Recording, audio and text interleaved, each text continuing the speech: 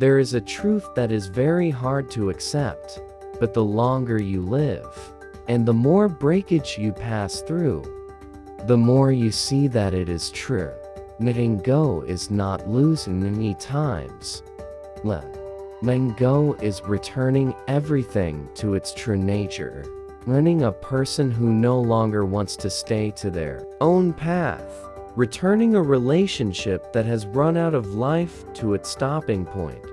Returning a dream that no longer belongs to you to the past. And returning yourself to the truth that there are things that cannot be kept just because you love them, cannot be saved just because you try, cannot be right just because you stay.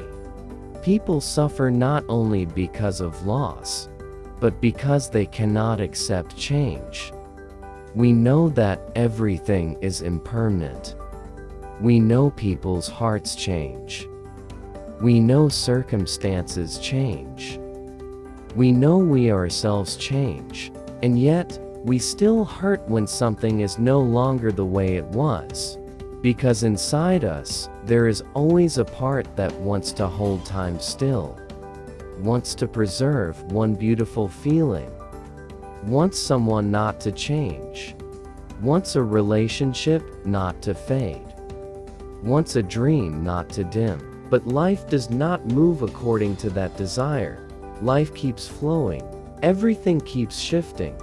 And whatever has run out of affinity will leave. And no matter how tightly we hold on. And Buddhist thought.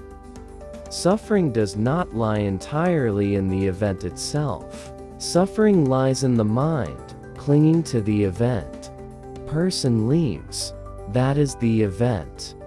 But I cannot accept that they have left. That is the pain. Dream no longer fits. That is change. But I cannot accept that I myself have changed. That is the pain. A relationship has run out of life. That is reality. But I cannot accept that reality. I keep calling it hope. Waiting. One more chance. And it is that refusal to accept that drains us. Some people think they hurt because they are letting go.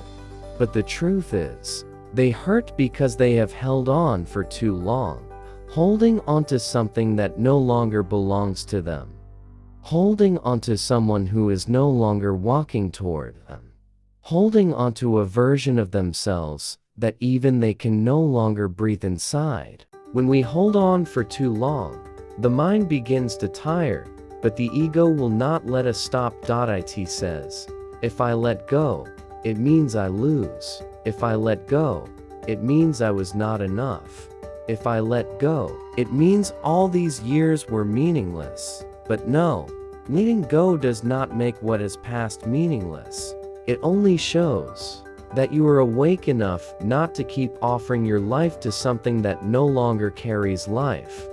There is a very deep level of letting go. Not letting go of others first, but letting go of your own illusions. The illusion that someone will change if you love enough. The illusion that something dead can come back to life just because you are persistent. The illusion that loyalty is always met with appreciation. The illusion that if you hurt enough, the result will eventually be worth it. That is not always how it works. There are things that you hurt over, so you can keep them. But so you can learn to see that they no longer belong to you. This is why letting go is such a deep act. It is not only dropping something outside yourself. It is loosening a form of attachment inside. And attachment is subtle. It disguises itself as love. As responsibility. As perseverance. As hope.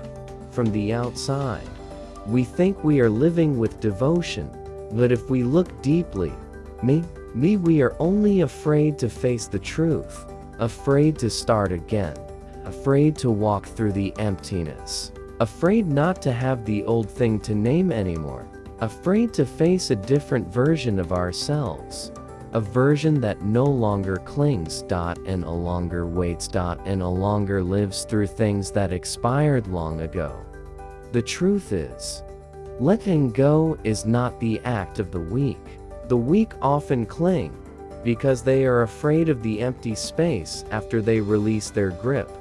Only the strong dare to let go because they understand one thing: not everything that leaves you is a loss. Some things leave to make space for a different kind of life. Some people leave so you can stop living in illusion. Some dreams fall apart so you can finally meet the path that truly belongs to you. Some endings do not come to punish, they come to set you free.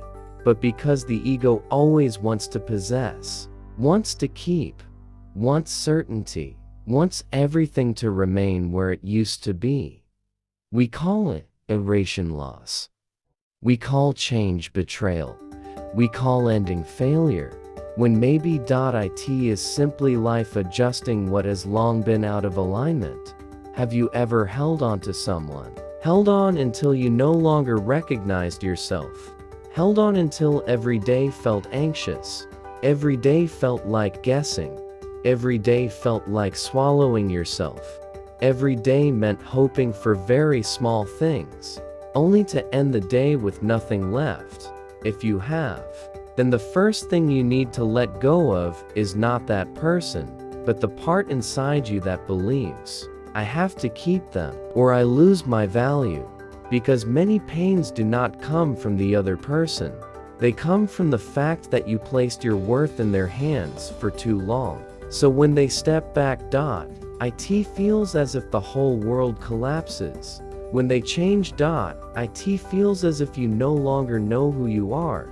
But the truth is, your worth was never in whether someone stayed. It lies in whether you dare to live honestly with your own heart. Letting go, at a deeper level, is letting go of the need to control the outcome.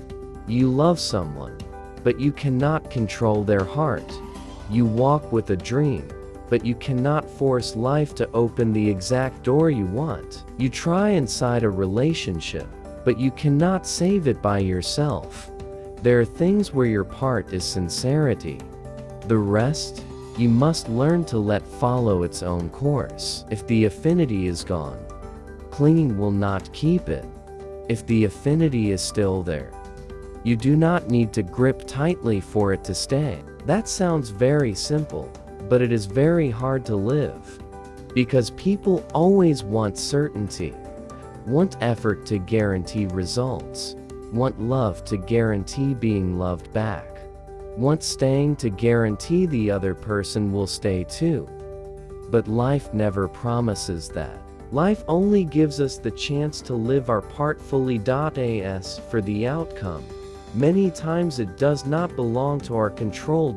So there is a very quiet wisdom in knowing what deserves your whole heart, and what you must learn to release. If we cling to everything, we may call that depth. But no, real depth is knowing what should be kept in the heart, and what must be allowed to go, without resentment, without blame, without clinging with the last pieces of your self-respect. Some people have let go outwardly, but inside, they are still full of anger, full of bitterness, full of grievance. That is not yet true letting go. That is only leaving in for inside. They are still clinging.